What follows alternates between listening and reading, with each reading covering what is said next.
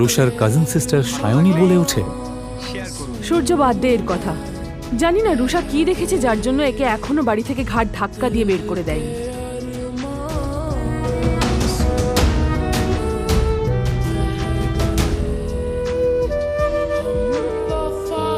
অয়ন প্রায় প্রত্যেক দিনই শ্বশুর বাড়িতে এই ধরনের কথা শুনত। ওর এইসব কথা শোনার অভ্যেস হয়ে গেছিল।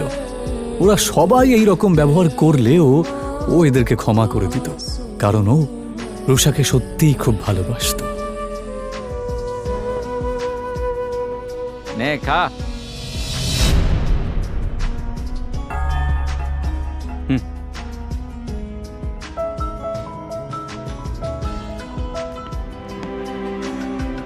ভিখারি কুত্তা কোথাকার। ওর একটাই দুর্বলতা ছিল, যার জন্য ওকে দিনের পর দিন এভাবে অপমান সহ্য করতে হচ্ছিল।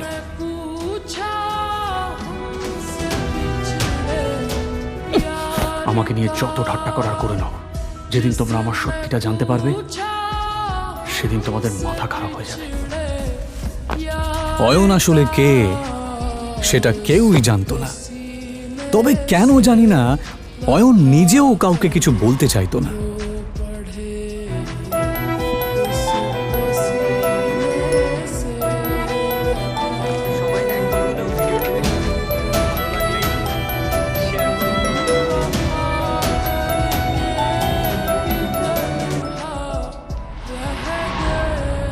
ওকে শুধুমাত্র শ্বশুর বাড়ির লোকেরাই নয়, এমনকি শাশুড়িও পর্যন্ত অপমান করত। উনি রুষা আর অয়নের ডিভোর্সও করিয়ে দিতে চেয়েছিলেন।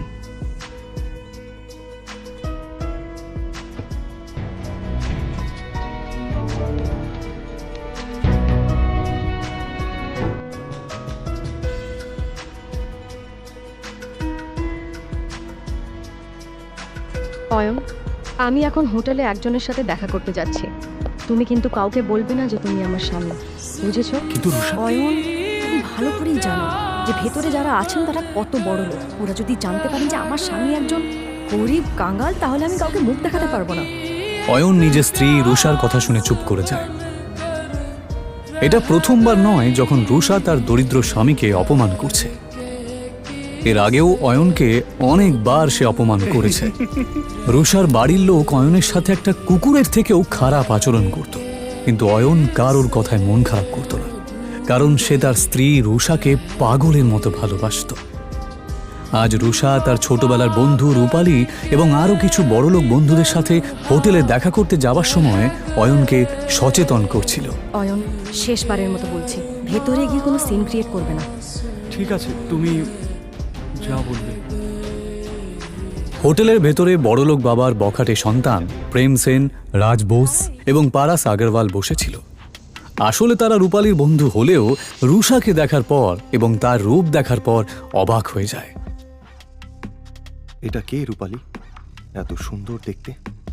ও ও আমার বেস্ট ফ্রেন্ড রুষা।